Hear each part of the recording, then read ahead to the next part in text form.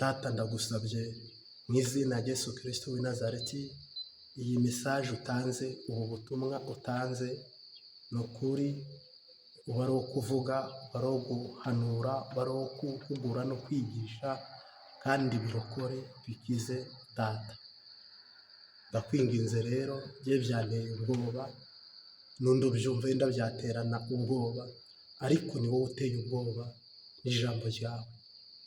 Ndakwinginze rero, duhanurire iburyo, turirimbire iburyo, twigishirize iburyo, mu izina rya Data n'Umwana n'Umwuka Wera, amen. Mfite message, uru ni rwo rupfu rwa nyuma rugiye kubaho, kandi ni rwo rupfu rwa mbere rubayeho rubi, amatwi yawe agiye kumva, amaso yawe akareba. Ni urupfu rwa Sawuli. Ngira ngo ibintu bimusenge, nikurikiye musenge, ku kwa gatandatu mupfukame cyane, kubera ko Sawuli agiye kugandagurwa, kandi namara kugandagurwa, Shetani yashatse kugira nk'ibyo yagize mu Rwanda, Shetani yashatse kugira nk'ibyo yagize Ntegana Maranga. Aho rero ni ukuri ndagusabye, ndagukomeye amashyi, niba wumva imburi ukaba umenya ko inzambi igira ivuge, nturyame umukondorazosi ngo usinzire, itiro ry'abadayimoni, umenye ngo umukwe araje, ese umugeni ariteguye. Hano rero navuga ngo inzira ya Sawuli iraheze, kandi ijwi rye rirarangiye, ibikorwa bye biraheze. Azedi nimbivuga uku ntahure, kubera ko hagiye kubaho igandagurwa ribi. Yego hari imisego Sawuli ari butware, hari abapare n'abamarene, hari ibintu bitandukanye bigira bishike, ariko byose bishingiye ku rupfu rwa Sawuli. Navuga rero ngo ni urupfu jye nabonye ruteye ubwoba, kubera ko rushaka gukururukana mo benshi batabigizemo uruhare, mporera nzirakarengane. Ni urupfu rwakabaye ruba rwonyine, umuntu wese akibarizwa ibye. Mugabo musenge, kubera ko isaa 12 irageze. Yesu yigeze abwira abantu ngo ungenza ari bugufi, ngo kandi uwo ndi butamike intori, ngo uwo ni we uwagambaniye umwana w'umuntu. Rero navuga ngo isaa 9 ho yaravuze ngo birarangiye. Saa 9 none rero ndabona isaha ya kabiri ishitse. Hari isaha ya 9, ahandi haba isaha ya 3 kwa Petero Simone, ariko iyi ni isaha ya kabiri ibi bigiye kuberamo. Rero nabonye hari no kuwa gatandatu mbona itangazo rirasohotse, kandi nabonaga abantu badamaraye, abantu bararambiwe, abantu barabivuyemo, abantu barabikeresheje, abantu barabinigirije. Marayika arambwira ngo babwire ngo nje nk'umusumu cyangwa nk'igisambo cyangwa umujura. Muratunguwe kandi ntabwo mwiteguye, ahubwo muratunguwe. Iyo abantu rero batunguwe, kenshi na kenshi batungurwa, gutungurana kudasanzwe niko kugiye kubaho, ubwo abantu bagiye kwishakamo igisubizo bakakibura. Ubwo umuntu azahamagara urupfu ukamuninira, ndagahamagara ubuzima. Ntabwo ari igihe cyo gusenga ngo mwumvigwe. Usenga yarasenze, utarasenze ikirere kizaba cyugaye. Mwihangane rero, iyi ni Imbabazi TV 3, kandi subscribe, like na comment itangiza, yashyigikira misiyo y'Imana. Ndagukunda, ni Prophète General Marty, ndaguhaye ikaze, twanzike. Ibigira bishyike cyangwa se ibigiye kuba, abadayimoni basohotse kaminuza yo kwica nabi, urubuzo cyangwa agashinyaguro. Ibigira bishyike rero mu gihugu kibanyi bisa n'ibyashyitse muri 94. Navuga ngo uwasenze yarasenze sava, mugabo hano ibigira bishyike muri uku kwa gatandatu n'ukwezi k'umutuku, n'ukwezi kwa rouge. Imana idutabare. harimo igihe umwe avuga ngo hoya ngo Imana ntiyabyemera sava ntikabyemere, natwe niko dusenga tunasabira n'abantu bose basenga ntibyemere. Mugabo kugira ngo nkubarire nkubwire ko Satani arangije ahantu hatandukanye, yaraminuje kwica, yaraminuje kubabaza. Ya mashuri yose abadayimoni bize, ya misiyo shitani yahawe, ahubwo misiyo shitani yahaye abadayimoni bagira bayishyire mu bikorwa. Rero hano navuga ngo harimo igihe tuvuga, umuntu akavuga, undi akavuga, twese tukavuga, ariko umuntu umengo ntabitahura, umengo ntabyumva. Rafiki yangu, amazi ntakiri yayandi, amazi yarenze inkombe. Amazi ntakiri yayandi, ahubwo amazi yarenze inkombe. Ibigiye gushyika rero nagakura kandi nakamaramaza, kubera ko hagiye kubaho igandagurwa. Umukuru w'igihugu agiye kugandagurwa, kandi noneho nimbivuga uko untahure, Imana yarabivuze, ibwira abantu kwihana, ibwira abantu guhunga. Imana icira bamwe inzira banasohoka igihugu, nabyo ntimubikerese. Abandi barindirwa induta, abandi Mahama, abandi mu bihugu bitandukanye baranyabagiye hose. Hari impamvu Imana yabajyanye muri ibyo bice byose, mu byerekezo byose, hari impamvu mwabibayemo. Rero ikigiye kwibonekeza n'ikigera gishyike cyo kiraruta ibyo byose, cyo gikuriye ibyo byose. Hagiye kubaho urupfu rukuriye izindi pfu. Mwabonye minisita apfa, mubona umushingamateka apfa, mubona umwenegihugu apfa n'abandi. Na wa Kenya ari mu bitaro, ntabwo ari ingarukaho, ndetse ubu rupfu rukuriye izindi pfu zose nibwo rugiye gushyika. Ni naryo tangazo rigiye gutangwa, bababwire ngo Sawuli wari uhagarariye abandi, Sawuli wari uyoboye abandi, amekufa. Rero Sawuli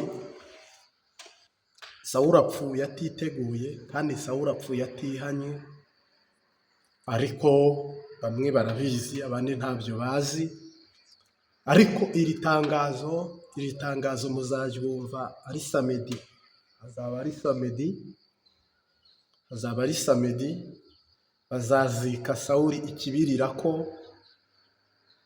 Ariko nagira ngo mbamenyeshe ko Sawuli ntaho guhungira afite, ahubwo Sawuli agiye kubambwa.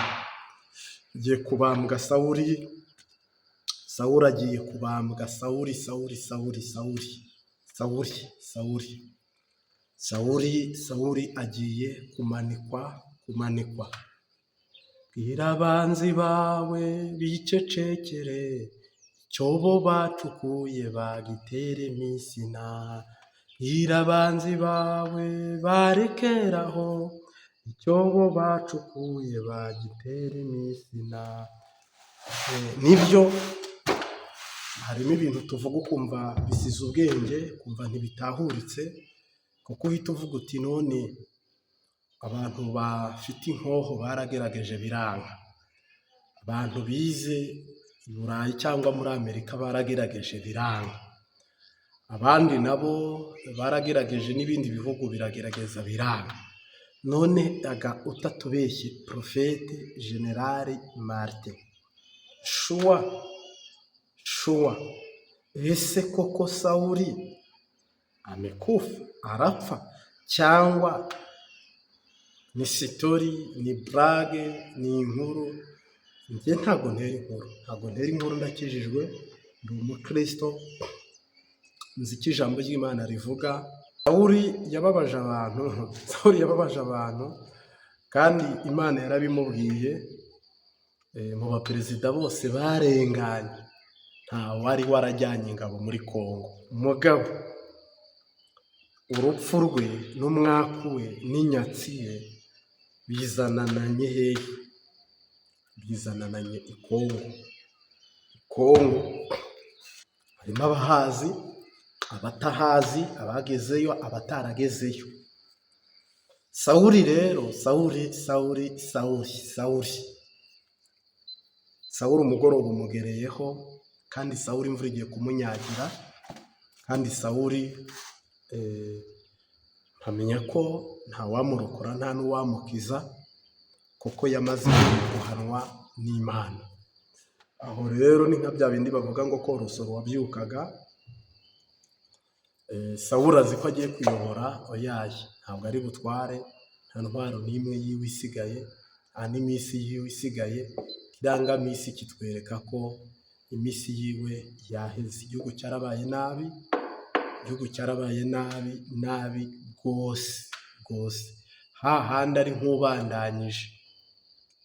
Igihugu cyasigaramo abantu badafise ikimazi n'ababifisemo inyungu cyangwa babyungukiramo, hagasigara n'abagaragu babo.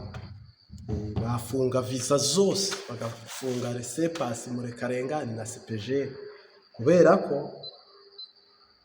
ubu abantu bose bari kuvuga bati yenda Profete Martin, Bigirimana Nikora na wa wundi bakurikira Abeli n'ubundi buhanuzi butandukanye bw'abandi muzi, bamwe bavuga bati kabisa ntabwo Imana yamwongeza manda, ntabwo yabikora kweri, yabiturenganyije.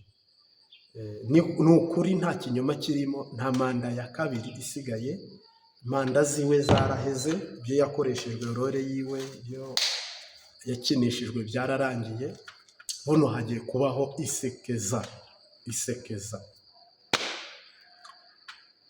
Buno hagiye kubaho ko Kamenyero we yenze nyina, ariko ishobora byose bisasira bitungije, kandi irarashe, kandi iramuhana. Sawuli rero yumva atumva, umwana wo kurimbuka ni ngombwa ngo arimbuke, ndetse Sawuli ubu ntabwo bimworoheye, cyuya cyamurenze, ari kunigwa, bari kumukanda ijosi mu ngoto, bene ngaha barimo baramukanda. Rero Sawuli mpamya ko urupfu rwa nyuma Imana yavuze ruzabaho mu Burundi ni urwa Sawuli.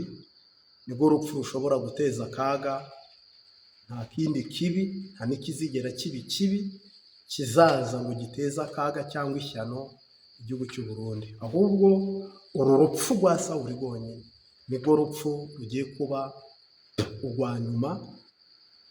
Navuga ngo Imana yemeye cyangwa ikarekura, nibwo rupfu rugiye gukurura icyo nakwita amakimbirane ya nyuma y'urupfu rwa Sawuli. Impfu zose ziraba zihagaze, ariko uru nirwo rupfu rugiye kuba ari urwa mbere kandi n'urwa nyuma. Uru ni rwo rupfu rwa nyuma, rukaba n'urwa mbere.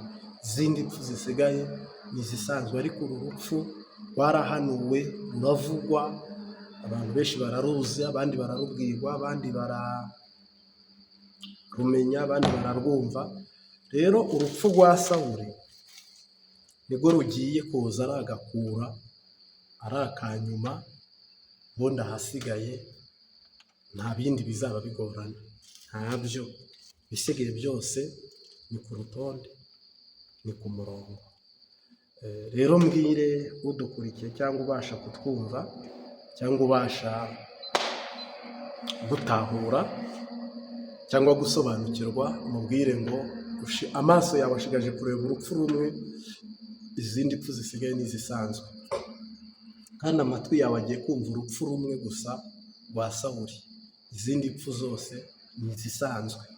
Rero Sawuli ugiye gupfa, konji izagaragara, ibibazo bizavuka, akamaramaza akazabaho, n'agacinyizo n'akarenganyo. Uru ni urupfu shitani yateguye, guhotora benshi no kwica benshi no kurimbura benshi.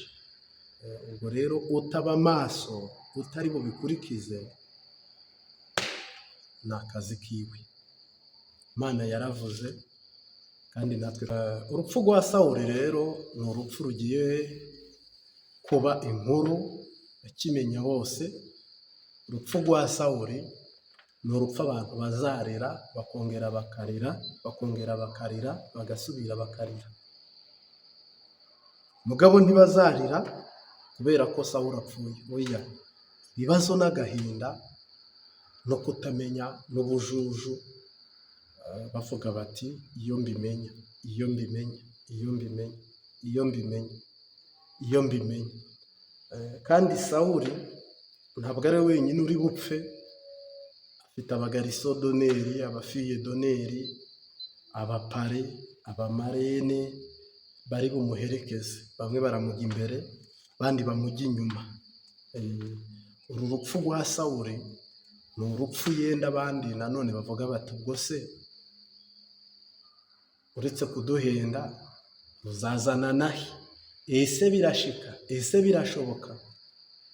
Bibiliya iravuga ngo bishobokera abizera, kandi hahirwa abemera batabonye. Ariko n'abemera babonye nka Toma, namwe muzabona. Namwe muzabona kandi mugiye kubona. Kandi icyo mugiye kubona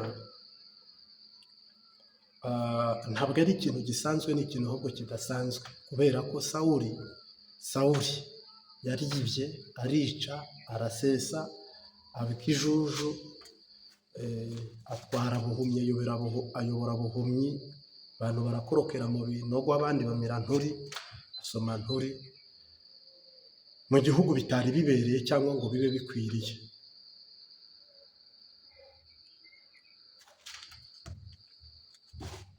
Hari itangazo rero mugiye kumva ryihutirwa muri iyi ndwi, muri isengere, bitevye ni mu gitaha. Ni itangazo riteye ubwoba kuko uru ni urupfu rwa nyuma kandi ni urwa mbere. Nyuma yaho hazaba amahoro, ariko rutaraba urumva nintureka. Umwe abavuga ngo ese ndava he ndajya he, undi abavuga ati ese ndakora iki cyangwa ndareka iki. Umwe abavuga ati none se no guhunga, no kubaho turi, no kuguma kumahuri, inzamba igira ivuge, iyi nzamba igira ivuge. Kandi nibavuze inzamba ntawe uri busohoke, nta n'uri bwinjire, kuko igihe cyo kwinjira cyaraheze n'igihe cyo gusohoka cyaraheze. Ahubwo ibigiye gushyika ni inzamba ya nyuma ya ndiho. Rero ndiho abantu baramugararije, abandi baramusuzugura, abandi baramupinga. Ndiho biragenda birakomera, ndiho biragenda biragorana, ndiho biragenda biba ndiho. Ariko umwe yaravuze ngo ndiho yantumye ngo mbwira bumvira, naho abantu batumvira asha bazibonanira kweri, bazibonanira. Rero mbwira abantu bumva n'abantu bari hafi y'amatwi n'amaso by'Uwiteka. Iyi ndwi mube maso, mugiye gutangura bitebye mu ndwi itaha mube maso. Uko kwa gatandatu mukubere maso, kuko Yesu aravuze ngo nzaza nk'umusuma. Ijambo ryiwe rigira rishike, rigira risohore. Nzaza nk'umusuma, nzabatungura nk'umusuma. Rero harimo abantu bamutegereje ngo bwazatumenyesha, ngo bwazatubwira, ngo bwazaza maridi, ngo bwazaza merekeredi. Uyaye azaza nk'umusuma, n'ubundi bigiye kuba ni nk'umusuma cyangwa umujura cyangwa igisambo, bivanye n'uko ubyumva. Rero harimo abantu bibebeza bakigira ngo abantu bari aho ngo simbyumva, ngo sindabitaho. Uzabitahura. Erega amatwi yo kumva ni Imana iyatanga, amaso yo kubona ni Imana iyatanga. Tureke n'ibyo, nubwo watanga igiturire ntabwo Imana yarekera abarundi mu buzima bumeze kuriya bw'akavuyo n'akajagari n'amarira n'agahindo. None barundi bacumuye iki? None ihweza urasanga abarundi ahubwo ntacyo bacumuye gihari cyangwa gifatika cyangwa cyo kubicisha. Imana itabare abana bayo mu Burundi. Harimo abantu bitiranya ijambo ry'Imana bakazyitiranya bakitiranya Imana Data, bakitiranya Umwami Yesu, bakayoberwa ibya Mwemu Yera, muri bo bikaba popirere cyangwa se bikaba bivangavanze. Navuga ngo aka kanya ngiriwe ubuntu na Data, Uwiteka aruta umugore wawe, aruta abana bawe, aruta igihugu cyawe. Uwiteka aruta undi muntu uwo ari we wese mu isi no mu ijuru n'ikuzimu. Iyo Mana iruta byose, Daniel yinjiye mu iyerekwa, ayirutisha byose, aravuga ngo yadukiza itadukiza, ntabwo tuzapfukamira Bayali. Kwisobanukirwa no gusobanukirwa avareri n'agaciro k'Imana Data wa twese. Yosefu wari warahishuriwe afite isezerano muri w'Imana amusezeraniye ko izamugira ukomeye, amaze kwitahura no kwisobanukirwa, abwira muka Potifari ngo ndakuruta nkurusha n'agaciro. Ntiyashyizemo umugabo, ariko harya Yosefu, avareri ya Yosefu, nta muntu mu Misiri mwa kiriya gihugu wamurushaga ipeti cyangwa ubudahangarwa cyangwa ubutware. Nubwo bamutwaye bakamuyobora abandi bakamufunga, ariko Yosefu yari yisobanukiwe byose, abishyira munsi y'ibirenge bye arabikandagirana, yinjirira mu mpimba ye, ariko asohoka ari porominisita. Gutandukanya Imana n'ibigirwamana n'abantu n'ibintu na Kayizari ukayiha umwanya wa mbere, igihe itagikurikira kibonekeje, ni amashimwe gusa. Imana ihita imanukira ubuzima bwawe, kukurengera, kugutabara, kukubera inyishu, kukubera igisubizo. Mungu asifiwe. Rero ishobora byose, isumba byose, haleluya, yakoze ibitangaza kandi ikora n'imirimo. C'est vrai. Uyu Esther hari shuwa nyinshi z'umubiri we, kurengera amagara ye, gutabara icyubahiro cye no gutinya itegeko, agatinyisha umubiri ntapfe. Ariko amaze kurobanura Imana Data kwiri hejuru y'ibintu byose, yinjiye mu itegeko, arenga umurongo utukura, agararije umwami, yubaha Data. Aburahamu wari warabuze urubyaro, amaze igihe nta kana, yibutse, yihweje, yitegereje, atandukanya Imana ye n'ibindi bigirwamana n'utundi tumana, ayirutisha ikindi kintu icyo ari cyo cyose, kugeza n'ifura ye, ari nawe muhererezi we, ku mugore w'isezerano, yemera kwica Isaka, ariko arokora Yesu. Ni ukuvuga ngo umutima wawe ugomba kugira indi ntambuko ugira, ubwenge bwawe bukagira indi ntambuko, amaboko yawe akagira indi mikorere, intambwe zawe zikagira ahandi hantu zerekeza, izina ry'Imana rigahabwa icyubahiro. Bitabaye ibyo, uri mu kavuyo, uri no mu kajagari cyane rwose. Rero niba ukijijwe ukabona asenga, tandukanya Imana na kiranga, kuko kugeragezwa k'umuntu ni ryari. Iyo urwaye ukagera kure, Satani ikakugeza mu bapfumu, harya ntago wakemanga ukuri kw'ijambo ry'Imana, uba watsinzwe. Iyo haje abakobwa beza n'abagore beza, harya urageragezwa. Uri umuhizi urarengana, utari umuhizi ufatirwa aho nyine. Kurenga rero ibyo byose, Imana yawe ikaba hejuru y'isi, Imana yawe ikaba hejuru y'izindi mana, Imana ikaba hejuru y'umubiri, Imana ikaba hejuru y'abantu, Imana ikaba hejuru y'ubutunzi, ikaba hejuru ya Satani. Donc ukayitwara nka namba wani, unabyumva bikurimo, bifiringa, ubyemera nabyo bikwemera. Hari igihe rero abantu bemera Imana, bakanumva Imana, bakanakunda Imana, mugabo ku munwa no ku mutima za nshuti zakurikiye Yesu kubera imitsima n'imigati. Simpamya rero ko ako gakiza katugeza mu ijuru. Agakiza ni agakiza umutima n'umubiri. Urukundo nyarukundo, wankunda cyangwa nagukunda, ni urwo kukwitangira, ni urwo kunyitangira. Umukristo mwiza wa Kristo arisobanukirwa akanitahura akanamenya ko nyuma y'ubu buzima hari ubundi buzima. Hariho bamwe bazinjira ijuru babona ibyiza babibwiwe uzobayo azabona umwami w'ubwiza atamubabarikiye bamwe banezeranye uzobayo azokomanga ubarane uzobarira ngo zimbaze uzobayo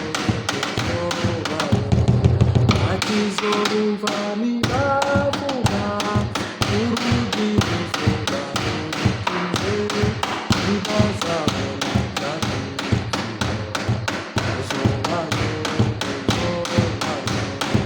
azabona umwami w'ubwiza atamubabarikiye bamwe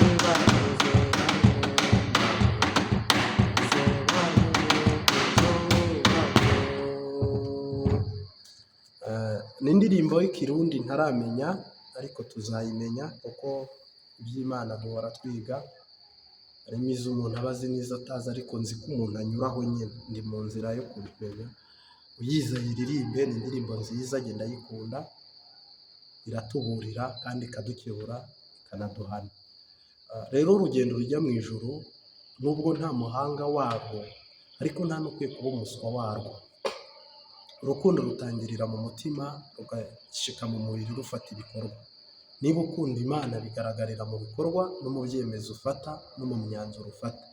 Niba wemera Imana Data ukayikundisha umutima wawe wose n'ubugingo bwawe bwose kandi ukitanga umaramaje, aho rwose ubugingo urabufise. Mugabo niba ari ibiba ku rurimi n'ibiba mu mubiri, ubibira mu mubiri yimbora mu mubiri, ariko biba mu mwuka yimbura ubugingo buhoraho iteka ryose. Rero savye shimitse umuntu wese twabanye muri uru rugendo, muri ubu butumwa, gufata Data n'Umwami Yesu n'Umwuka Wera akabatandukanya n'ikindi kintu icyo ari cyo cyose kibi, Imana izahita yitamura. Icyo uzasaba cyose wamaze gufata decision uzasubizwa, uzahabwa inyishu. Rero uragije Imana Data n'Umwami Yesu n'Umwuka Wera, kandi Data abazigama abarinde mu izina ry'Umunyanazareti. Ndabakunda cyane. Ciao ciao. Bifurije iminsi 7 myiza tugiye gutangira. Imana izigama ubugingo bwanyu n'umubiri, ntabwo byoroshye. Ciao ciao. Shalom.